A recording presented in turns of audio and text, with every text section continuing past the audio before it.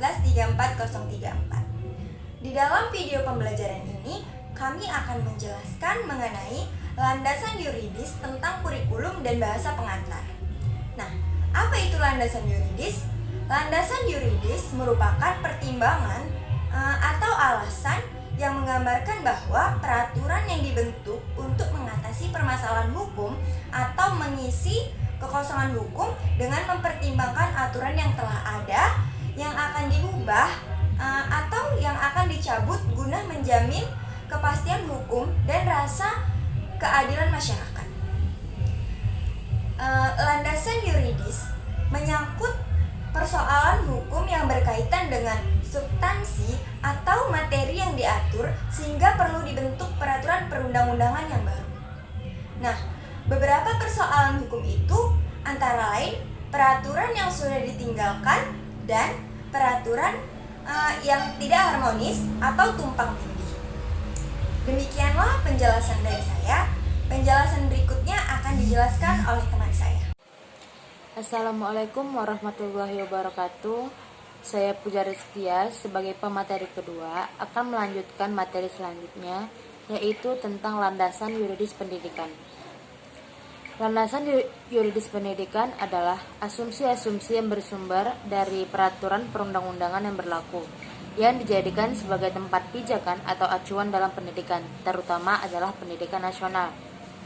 Landasan hukum juga dapat diartikan sebagai peraturan baku, tempat pijakan atau tempat acuan, dan titik tolak dalam melakukan kegiatan tertentu.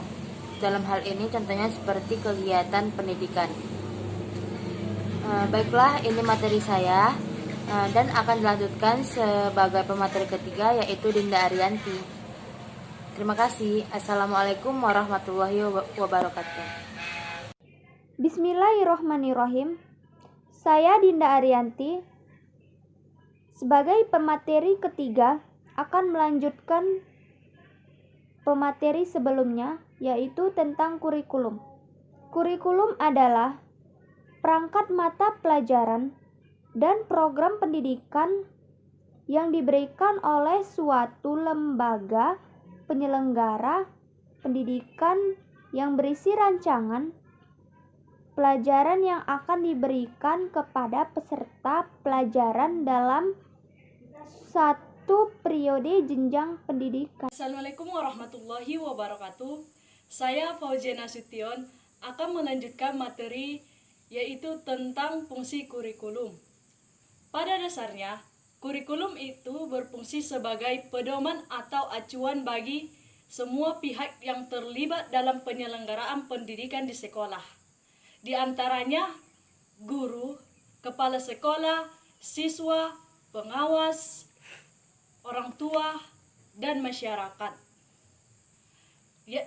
Jadi secara singkat dapat dijelaskan sebagai pedoman dalam melaksanakan proses pembelajaran. Nah, di sini kepala sekolah dan pengawas akan melaksanakan pengawasan bagi orang tua. Kurikulum itu berfungsi sebagai pedoman dalam membimbing anaknya belajar di rumah.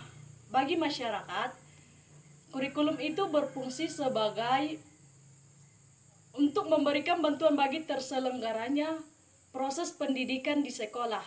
Nah, di sini bagi mahasiswa itu sendiri, kurikulum itu berfungsi sebagai pedoman belajar secara lebih khusus berkaitan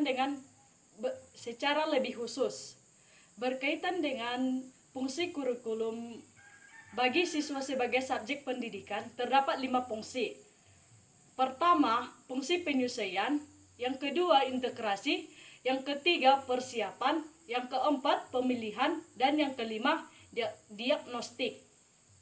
Tujuan kurikulum adalah untuk mempersiapkan peserta didik agar dapat menjadi pribadi serta warga negara yang kreatif, inovatif, beriman dan efektif ketika dia berada pada lingkungan masyarakat kelak. Terima kasih. Assalamualaikum warahmatullahi wabarakatuh. Assalamualaikum warahmatullahi wabarakatuh. Saya Sri Wahyuni akan melanjutkan pemateri selanjutnya. Bahasa pengantar.